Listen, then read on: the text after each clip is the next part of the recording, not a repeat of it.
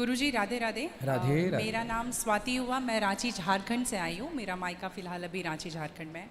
मेरा 4-5 सवाल है, इसलिए मैं फ़ोन लेकर करके खड़ी हुई हूँ। मेरा पहला सवाल ये है गुरुजी कि मम्मी जैसे जितिया करती है, हम लोग 3 भाई बहन हैं, 2 बहनें हैं, 1 भाई, और मेरे घर में एक छोटा सा कुत्ता भी है। तो वो गुरुजी भाई बहन के समान ही है, समझ लीजिए। मतलब मम्मी हम लोगों के कंपैरिजन में उसको ज़्यादा प्यार करती है।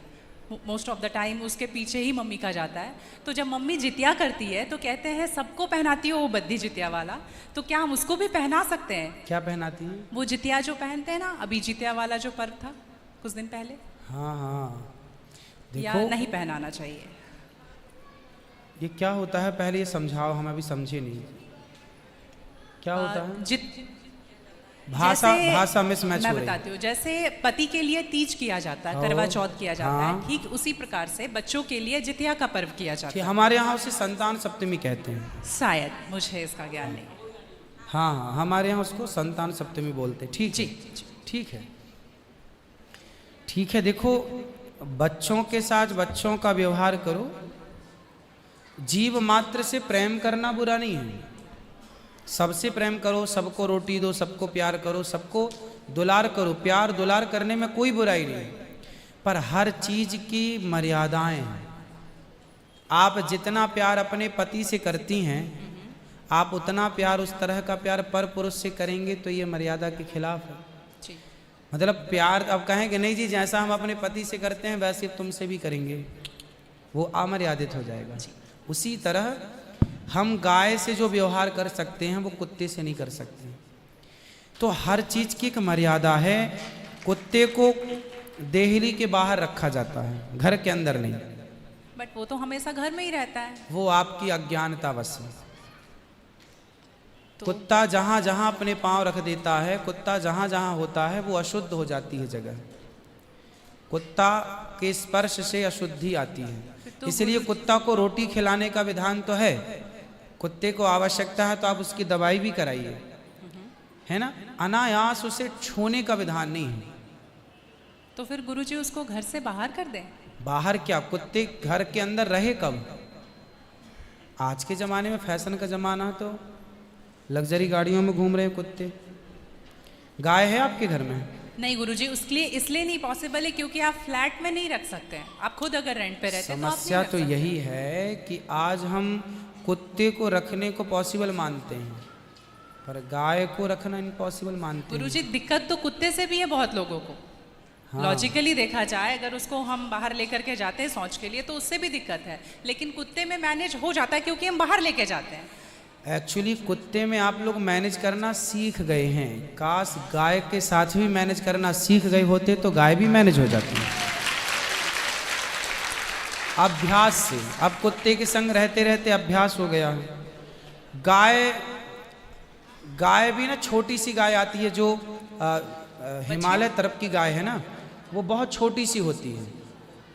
वो गाय यदि आप घर में रखेंगे तो वो आपके बिस्तर में सो सकती है, वो आपके संग खा सकती है। मतलब इतनी छोटी सी होती है, 1 लीटर दूध देती है वो, और इतनी प्यारी गाय होती है, इतनी सुंदर होती है। मतलब पूरे भारत देश की सर्वश्रेष्ठ नस्ल है वो, सबसे सुंदर सर्वश्रेष्ठ गाय। वो गाय सिर्फ कम दूध देती है। मतलब अपनी गौशाला में जितने छोटे छोटे बछड़े हैं ना, छोटे छोटे, मतलब सामान्य गैया का जो बछड़ा 1 महीने में होता है ना, उतनी बड़ी तो वो पूरी गाय होती है। मतलब उसे आप गोद में लेके जा सकते हैं। वो बच्चे की माँ बन गई है, लेकिन उस गाय को आप अपनी गोद में ले सकते हैं, वो भी गाय होती है। तो कुत्ते वालों को उस गाय के साथ मैनेज कर लेना चाहिए। अच्छा, मतलब उस हाइट, मतलब उस गाय की हाइट की ग्रोथ नहीं है, वो गाय की हाइट, वो गाय बहुत छोटी सी होती है, इतनी सी होती है कि आप उसे गोद में ले सकते हैं। आप उसे गोद में लेके पूरे घर में घूम सकते हैं। मतलब इतनी छोटी गाय होती है वो। देखो, भगवान को पता था कलयुग में ऐसा होगा, इसलिए ऑप्शन दे रखा है। आप कुत्ते को गोद में लेके घूमते हैं, पर भगवान ने ऑप्शन दे रखा था, हम लोगों का ध्यान उस तरफ गया नहीं। सही बात।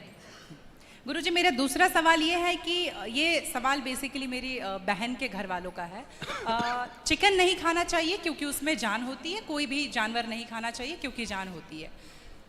प्लांट में भी तो जान होती है ना गुरुजी? हाँ होती है। तो फिर हम उसको तोड़ते हैं तो उसको नहीं दर्द होता? ऐसा उनके घर वालों का सवाल है, मेरे माध्यम से। नहीं नहीं, आप ठीक बोला कह गया। रहे हैं। देखो, किसी आप ना गेहूं को चबा जाइए, जी चने को चबा जाइए, दालों को चबा जाइए, तो वो रोती नहीं है, चीखती नहीं है, उसमें रक्त नहीं होता, हड्डी नहीं होती, मांस नहीं होता, वो चीखती नहीं है, चिल्लाती नहीं है ना। पर आप मुर्गी को मारिए तो वो चीखेगी, चिल्लाएगी, भागेगी, खून है, हड्डी है, मांस है ना। एक्चुअली सिद्धांत है ना, देखो इतने सारे मर्द हैं, लेकिन इतने सारे मर्दों में एक मर्द ऐसा है जो आपका हाथ पकड़ के रह सकता है, आपका हाथ पकड़ के घूम सकता है, कोई कुछ नहीं बोल सकता, क्योंकि वो आपका पति है ना। समाज ने आपको इजाजत दे दी, जी आपकी मांग भर गई, मंगलसूत्र आ गया, अब समाज ने स्वीकार कर लिया कि ये मर्द, ये पुरुष अब आपका पति है। अब आपको दूसरे पुरुषों के साथ देखा गया तो आप अच्छे नहीं माने जाएंगे। तो जैसे समाज ने एक पुरुष के संग, एक स्त्री के संग इजाजत दे दी, शास्त्र ने इजाजत दे दी कि आप इसके साथ रह सकते, ये लीगल है, उसी तरह आपको गेहूं, चावल, अंकुरित अनाज चीजें, दाल, चावल, सब्जी, रोटी खाना लीगल, वेद ने आज्ञा दे दी, ये खा सकते हैं। मांस के लिए आज्ञा नहीं दी। पतिव्रता नारी पराये मर्द के संग, पराये पुरुष के संग घूमेगी तो समाज उसे ठीक नहीं कहेगी। उसी तरह हमें शास्त्र आज्ञा करते हैं कि हमारे ठाकुर जी, हमारे राम फल खाते हैं, हमारे राम फल खाते हैं, दाल, चावल, साग, सब्जी, बादाम, काजू ये खाते हैं। तो हमारे राम, हमारे कृष्ण खाए, मतलब वेद ने आज्ञा दे दी कि आप ये खा सकते हैं, ये खाने का पदार्थ है। मांस शेर के लिए है, बिल्ली के लिए है, कुत्ता के लिए है। क्या आप कुत्ता हैं? क्या आप बिल्ली हैं? क्या आप शेर हैं? क्या आप चीता हैं? नहीं। फिर जब हम मनुष्य हैं तो मनुष्यवत व्यवहार करें जी। हम वो ना खाएं जो हमारे लिए नहीं है। अब मांस खाने वाले जानवर ना, आप गौर से देखिएगा, मांस खाने वाले जितने जानवर होते हैं, कुत्ता, बिल्ली, चीता, शेर, सब जीभ से चाट चाट के पानी पीते हैं। जी। आपने कुत्ते को पानी पीते देखा हो, जीभ से पीते। लेकिन आप कैसे पानी पीते हैं? मुंह लगा होठों से करके, पीते हैं, होठों मुंह से पीते हैं। गाय कैसे पानी पीती है? मुंह से, जैसे हम लोग पीते, कुत्ता चाट के, बिल्ली चाट के। मतलब शाकाहारी जानवर और मांसाहारी जानवर दोनों ईश्वर ने बनाए हैं। गाय को आप मांस परोसिए, नहीं खाएगी, नहीं खाएंगे। वो शाक बकरी को मांस परोसिए नहीं खाएगी, भैंस को मांस परोसिए नहीं खाएगी। जब जानवर जानवर होके अपने धर्म में अड़े हैं, तो हम इंसान क्यों अपना धर्म छोड़ रहे हैं? अब जो मांसाहारी जानवर होते हैं, उनको आप ध्यान से देखना, उनके पाँव में नाखून होते हैं, जबकि शाकाहारी जानवर के खुर पाए जाते हैं। जैसे गाय का खुर होता है, बकरी का खुर होता है, भैंस का खुर होता है, जबकि चीता का, शेर का, कुत्ते का, बिल्ली का। अब आप देखिए कि आपके ईश्वर ने पैर बनाए हैं ना तरीके से, आप मुंह से पानी पी, मतलब आपके लक्षण शाकाहार से मैच कर रहे हैं, है ना। बिल्ली के, कुत्ते के यहाँ कहना है दांत बड़े बड़े होते हैं मांस फाड़ने के लिए, आपके नहीं है। मतलब आप ईश्वर की तरफ से शाकाहार। और अब मैं नहीं कहता, आप मेडिकल साइंस का अध्ययन करके देखिएगा, साइंटिस्ट लोग अब सिद्ध, अभी मैं इंग्लैंड गया था, वहाँ मुझे बताया कि जो अंग्रेज लोग इनके बाप दादी जो मांस खाते चले आए हैं, अब कुछ अंग्रेज लोग इतने जागरूक हो गए हैं कि अब वो मांस नहीं खाते। वो कहते हैं कि अब इसको खाने से बीमारियां बढ़ रही हैं, लोग परेशान हो रहे हैं। पहले के लोग जंगल में कंदमूल फल खाते थे, ये अब खाने लग गए हैं, सुअर खा रहे हैं, कुत्ता खा रहे हैं। अब बहुत सारे लोग शाकाहार की तरह जो जागरूक हैं बढ़ रहे हैं। तो आप और हम तो पहले से जागरूक हैं, तो हम क्यों अपने आप को मांसाहार की तरफ ले जाएं? क्यों किसी की हड्डी चबाएं? बताइए, हमारे यहाँ मुर्दे को छूने से लोग नहाते हैं, कितनी दुर्गंध है। अब देखो, आप गेहूं, आप पालक काटो, गोभी काटो, है ना, मूली काटो, गाजर काटो, दाल पकाओ, कोई दुर्गंध आती है आपकी रसोई में? नहीं। लेकिन आप मुर्गी पकाओ, मुर्गी काटो, बिल्कुल वो बदबू से भर जाएगा। मतलब आपकी नाक भी आपको गवाह देने लग जाएगी, भाई बस कर, है ना। तो शरीर एक्सेप्ट नहीं करता, आप जबरदस्ती खिला रहे। गुरुजी, मेरा तीसरा प्रश्न ये है कि जैसे हम लोग एकादशी करते हैं और किसी दिन अगर हम बाहर रहते हैं और उस दिन एकादशी है, फॉर एग्जांपल हम आउट ऑफ स्टेशन है और उस दिन ख्याल नहीं कि एकादशी है, तो अगर हम बाहर चावल खा लेते हैं या लहसुन प्याज खा लेते हैं तो क्या वो ब्रेक हो जाता है पर्टिकुलर एकादशी उस दिन का, या पूरा कंटिन्यूड रहता है ना, जो ना। 108 हम कर रहे हैं? कंटिन्यू कैसे रहेगा? वो पर्टिकुलर वाला कैंसिल होता है ना जिस दिन हम खा लिए बाहर। हाँ, आपने जो खा लिया वो एकादशी भंग हो गई जी, और पीछे से जो हम कंटिन्यू जो करते आए हैं वो तो जो किया वो मिलेगा, जो आगे करेंगे वो मिलेगा। पर हमें इस बात का ध्यान रखना चाहिए। यदि आपने एक बार खा लिया, एकादशी के दिन कोई ने धोखे से कुछ खा लिया, चावल खा लिया, रोटी खा ली, बिस्किट खा लिया, तो भगवान से क्षमा मांगनी चाहिए, प्रभु अज्ञानवश हुआ है, हमें क्षमा कीजिए। और फिर उतने को ही फलाहार मान लेना चाहिए, फिर कुछ नहीं खाना चाहिए। जैसे आज आपने धोखे से चावल खाया, आपने खाया ही एक कौर, तभी याद आया आज तो एकादशी है। अब आप बोलेंगे नहीं, हे प्रभु अपराध हुआ, क्षमा, भगवान का नाम जप करो और उसको ही अब मान लो कि अब मेरा पारण हो गया, अब फिर मैं कुछ नहीं खाऊं, तो फिर वो पूरी एकादशी मान ली जाएगी।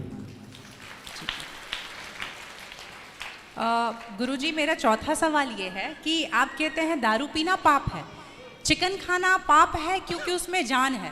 दारू में ऐसी कौन सी चीज मिली होती है कि उसको पीने से पाप हो जाता? अगर आप पी के कुछ गलत कर रहे हैं तो फिर गलत है लॉजिकली, तो फिर पाप क्यों? और अगर दारू में नशा चुकी होता है, अगर वो पाप है, तो फिर तो पुड़िया खाना, सिगरेट पीना, सारी चीजें पाप में आ जाएंगी। पाप अलग विषय है, अभी मैं समझा देता हूँ आपको।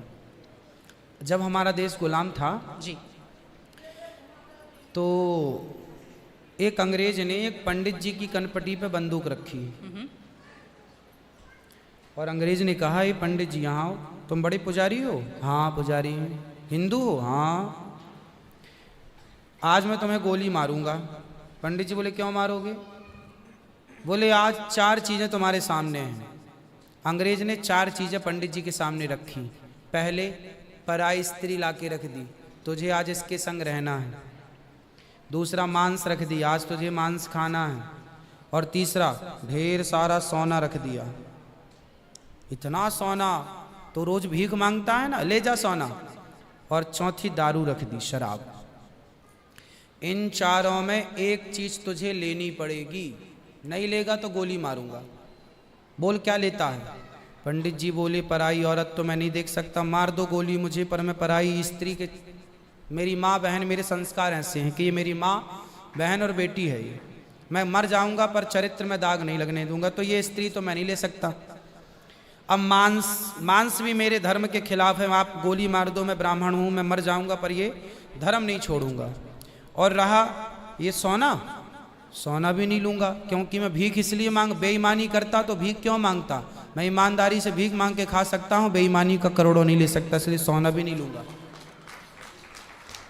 हाँ, पंडित जी को लगा ये तो पानी है, दारू शराब, उनको दारू पानी लगा, ये तो पानी है। पंडित जी को बेचारों को पता नहीं था कि दारू का क्या मजा है। अब उनको लगा ये पानी है, पिएंगे निकल जाएगी। पानी समझ के पंडित जी ने बोला कि चलो, गोली कनपटी में बंदूक रखा है, चलो पी लेते हैं, अभी निकल जाएगी शाम तक। पंडित जी ने दारू पी, और जब दारू पी ली तो दारू जब पी तो नशा चढ़ा, और जब नशा शराब का जब नशा चढ़ता है तो इंसान नहीं रह जाता। जैसे स्त्रियों को, जिसको ऑपरेशन होता है ना जी, तो रीढ़ की हड्डी में डॉक्टर एक इंजेक्शन लगाते हैं स्पाइनल में, जिससे शून्य हो जाती है। वो अंग क्या हो जाता है? कोई भी ऑपरेशन में डॉक्टर आपको शून्य कर देता है। उसी तरह शराब आपके मस्तिष्क को, आपके सोचने विचारने की क्षमता को शून्य कर देती है, माइंड को शून्य कर देती है। आप ये निर्णय नहीं ले पाते कि क्या सही है और क्या गलत है। अब पंडित जी जब नशे में झूमने लगे तो वो उस स्त्री को छेड़ने लग गए, ए यहाँ जा, नशे में। तो यही तो प्रश्न था मेरा गुरुजी कि वो नशे में ऐसा कर रहे हैं तो गलत है। अगर जो बोलते हैं हम जेंटलमैन पैक पीते हैं, हम 2 पैक पीते हैं या 3 पीते हैं। अच्छा ये बताओ, नशे में करने लगे तो गए, वो नशा आया कहाँ से? शराब जहाँ पीने से आया वही तो गलत है। नहीं, नहीं, तो गुरुजी- सारे फसाद की जड़ तो वही है। गुरुजी जब ज्यादा पी ले रहे हैं तो ऐसा हो रहा है, जो कम पी रहे हैं और ये कह रहे हैं कि कम पीने से ऐसा नहीं होता, आप ज्यादा कुछ हमारे भी यहाँ करोगे तो 5 महापाप गिनाए हैं शास्त्रों ने। जी 5 महापाप, उनमें से एक शराब है। शराब है, हाँ। शराब को महापाप इसलिए कहा गया है, ये बुद्धि भ्रष्ट, शराब पीने वाली की बुद्धि